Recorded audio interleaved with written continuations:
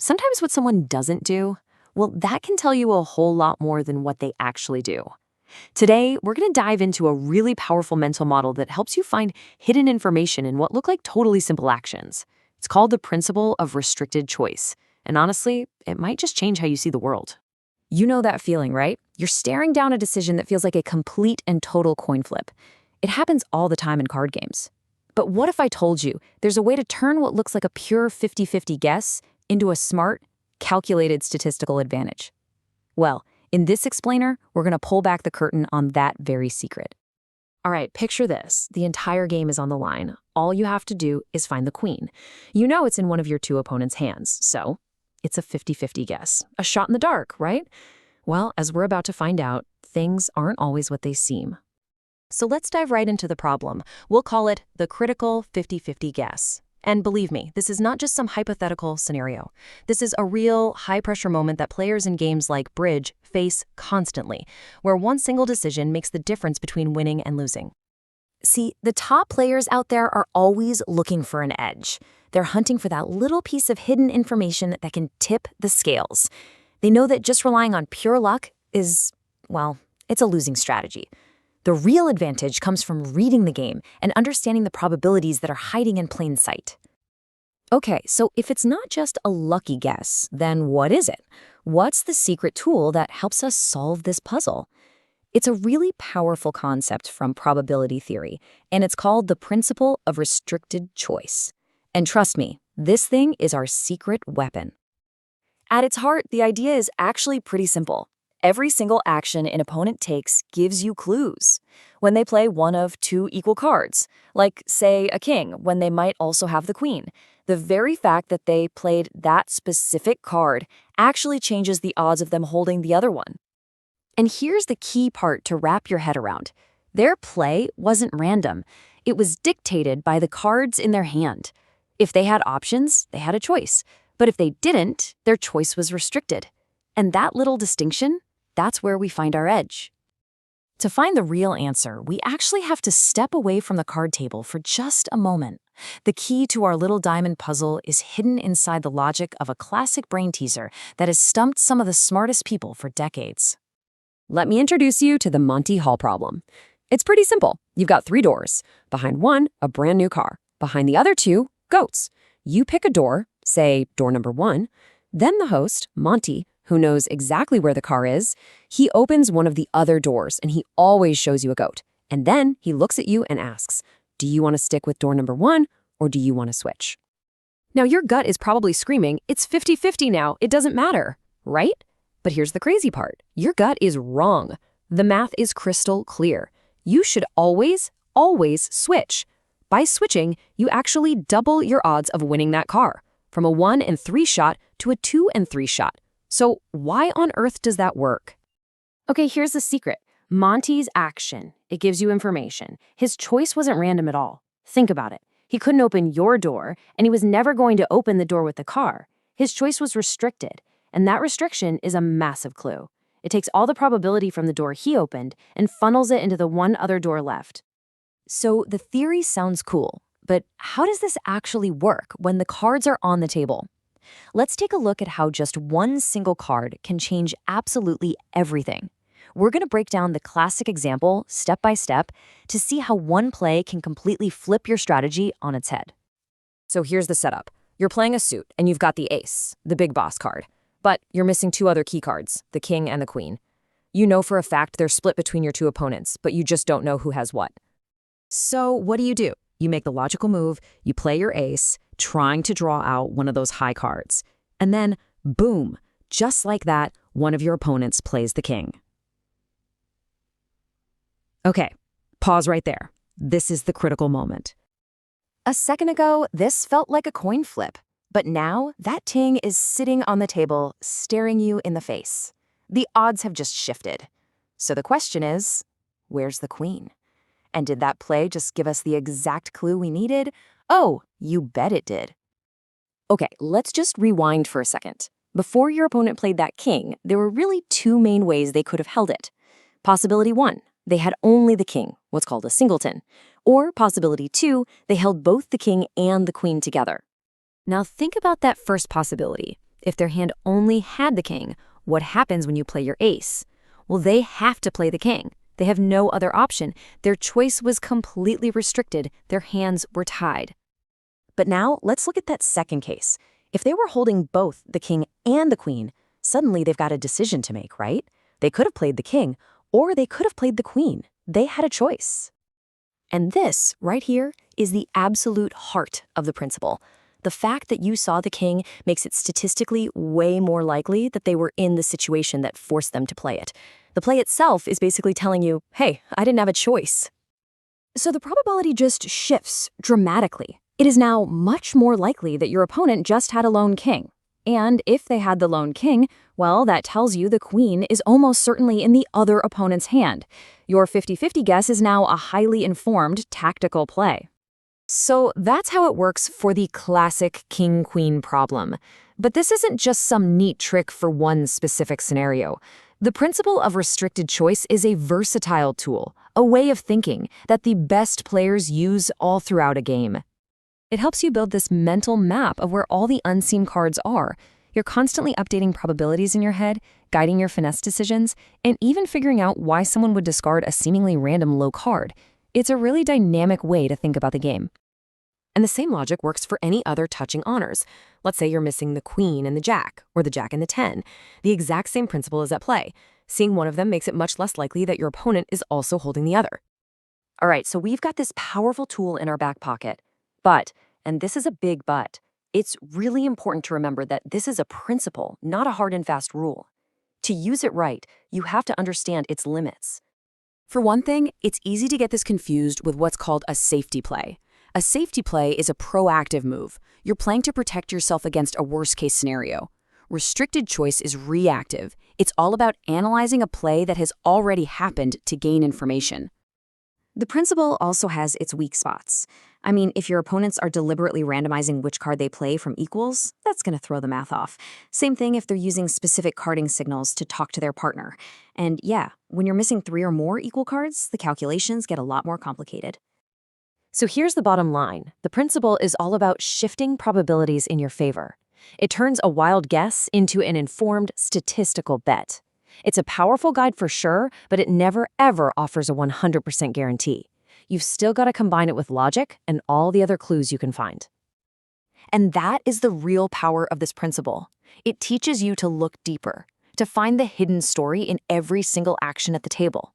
It's all about transforming what seems like a moment of random chance into a moment of clear, calculated decision-making. All right, so let's jump right in with a classic puzzle. Picture this, you're in the middle of a super high-stakes game of bridge, and everything comes down to this one moment. The entire win depends on what you do next. So, here's the deal. In one suit, you and your partner have the ace and the king. Awesome, right? But you're missing the queen and the jack. You lead a high card, and bam, your opponent on the left plays the queen. Now you've got a decision to make. Where in the world is that jack? So what do? I mean, really, what's the play here? Do you just assume the jack is with that same opponent, play your ace, and hope it falls? That's called playing for the drop. Or do you figure the jack is with the other opponent and try a finesse? It feels like a total coin flip, a 50-50 guess. But I'm here to tell you, it's not. One play is way better, mathematically speaking.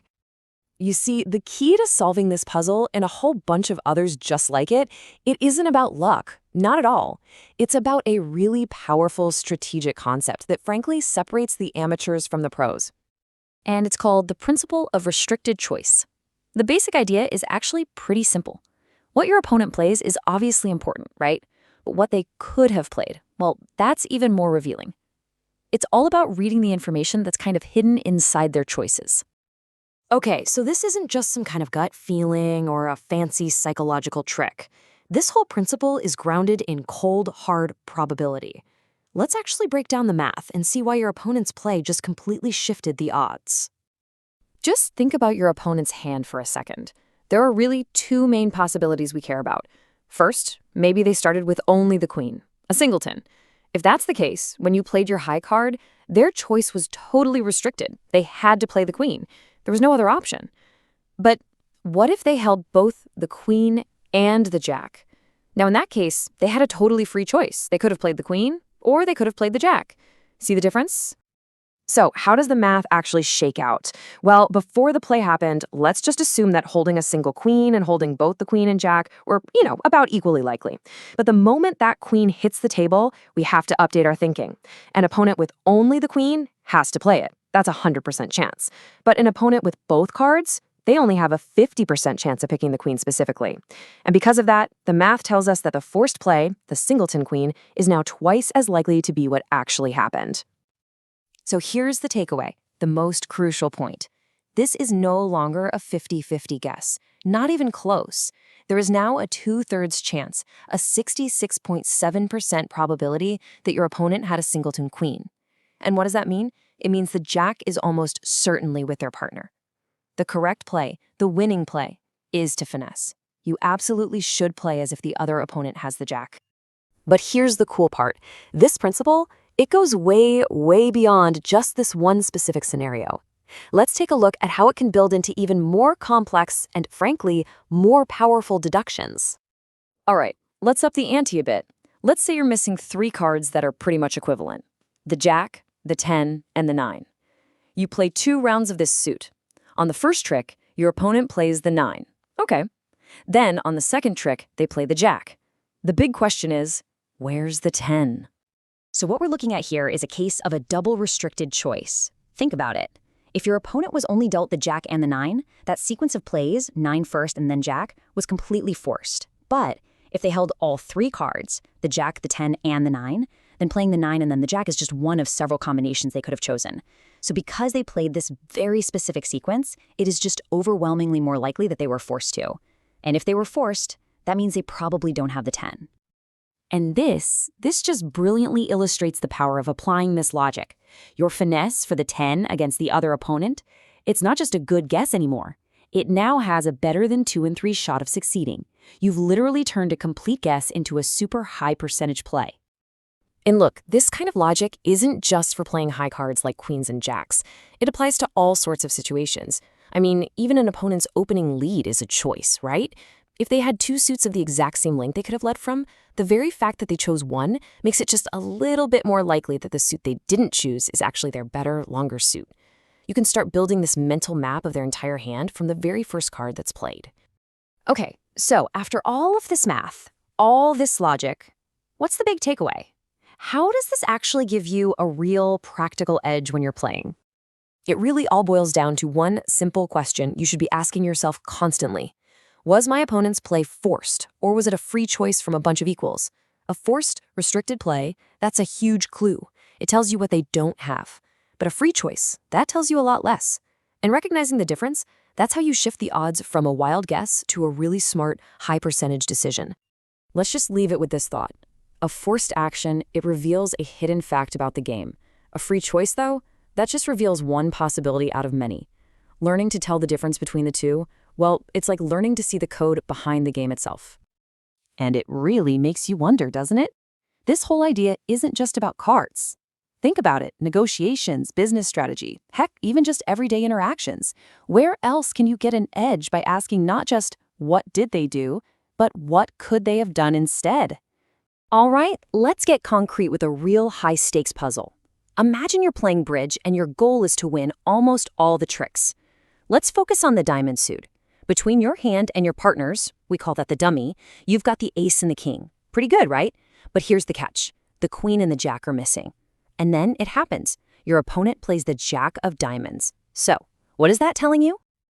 And here it is, the $1,000,000 question. Your entire game, your whole contract, it all hangs on this one decision. Where is the missing queen of diamonds? Is she in the same hand as the jack that was just played? Or is she with the other opponent? Guessing here could lose you the whole thing. But the thing is, this isn't about guessing.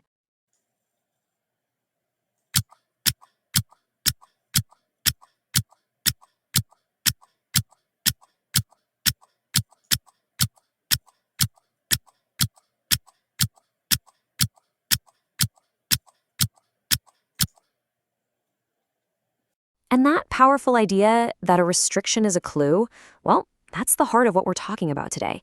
It's called the principle of restricted choice.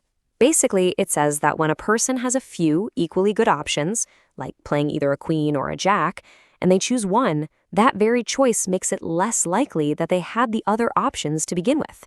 Just like Monty's choice gave you info, a card player's choice does the exact same thing.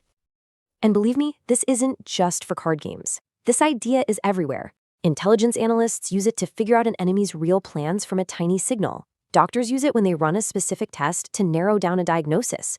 From Wall Street traders to everyday negotiations, understanding restricted choices gives you a serious edge. It's like a superpower. Okay, so now that we have this secret weapon in our back pocket, let's head back to the card table. It's time to crack this diamond puzzle once and for all. So let's break down that play. There are really only two ways this could have happened. Possibility 1, your opponent only had the jack of diamonds. If that's the case, they had no choice, right? Their hand was forced. Possibility 2, they had both the queen and the jack. Now in that case, they had a free choice between two equal cards, but for whatever reason, they decided to play the jack.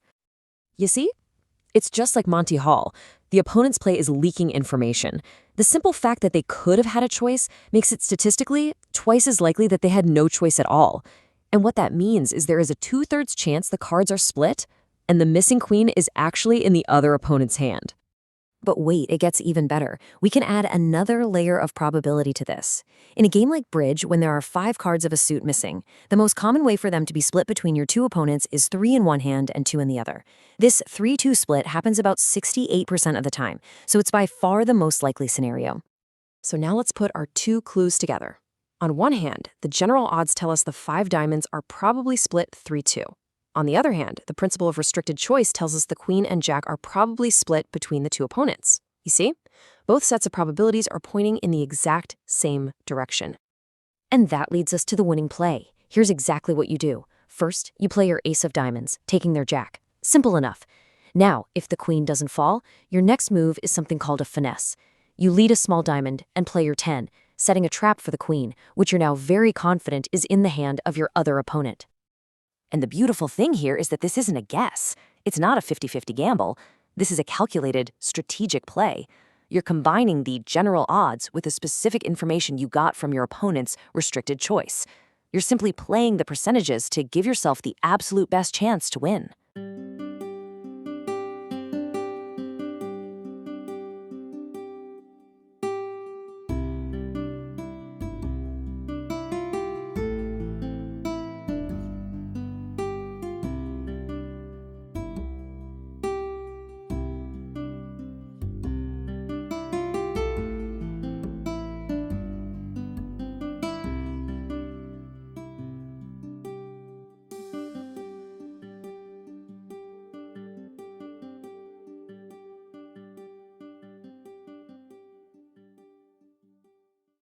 So the next time you're trying to figure something out, doesn't matter if it's in a boardroom, at home, or, yeah, at a card table, just stop and ask yourself this. What were the other person's options? And what does the specific choice they made tell me about the information they're not showing me? You might be absolutely amazed at the secrets you uncover. Subscribe our channel for more videos.